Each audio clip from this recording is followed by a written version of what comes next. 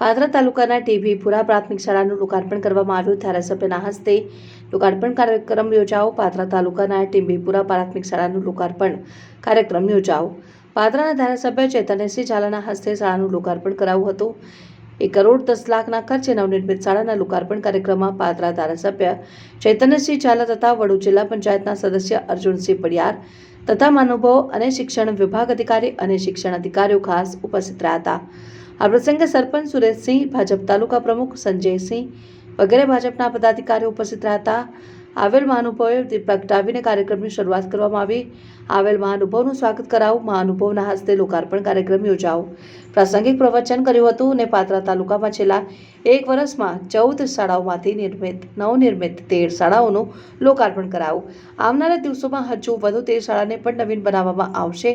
જે વિદ્યાર્થીના માતા પિતા હયાત ન હોય તેવા બાળકને રાજ્ય સરકારની પાલક માતા પિતા યોજના અંતર્ગત રાજ્ય સરકાર દર માસે સહાય ચૂકવવાની યોજના છે। જે અંતર્ગત ટીબીપુરા પ્રાથમિક શાળાના એક બાળકને આ યોજનાના લાભ હેઠળ એક બાળકને પાલક માતા પિતાનો હુકમ પણ આપવામાં આવ્યો હતો। પાદરા તાલુકાના ટીમ્બીપુરા ગામે આજરોજ પ્રાથમિક શાળાનું લોકાર્પણ કરવામાં આવ્યું છે। આ શાળા 1 કરોડ અને 10 લાખ રૂપિયાના ખર્ચે બનીને તૈયાર થઈ છે। આધુનિક સુવિધાઓ સાથે આ શાળા બાળકોના ભણતર માટે ખૂબ જ ઉપયોગી સાબિત થશે।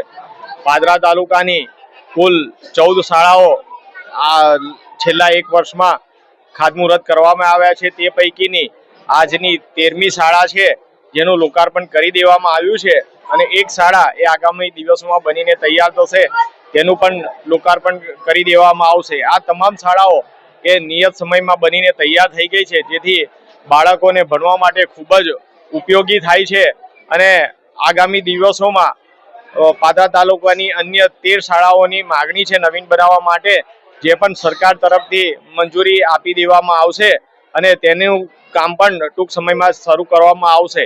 બીજા 2 ઓરડા બનાવવા માટેના અંદાજિત 30 લાખ રૂપિયા પણ એ સરકારશ્રી તરફથી મંજૂરીમાં છે, તેની મંજૂરી પણ ટૂંક સમયમાં મળી જશે।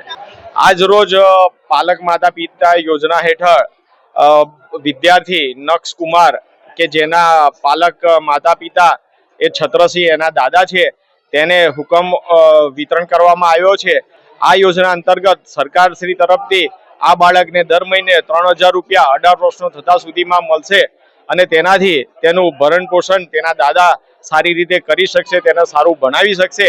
એના માટે ગુજરાત સરકાર માનનીય મુખ્યમંત્રી શ્રી ભૂપેન્દ્રભાઈ પટેલની સરકાર દ્વારા આ યોજનાનો લાભ આપવામાં આવ્યો છે અને તેનું હુકમનું વિતરણ આજે કરવામાં આવ્યું છે।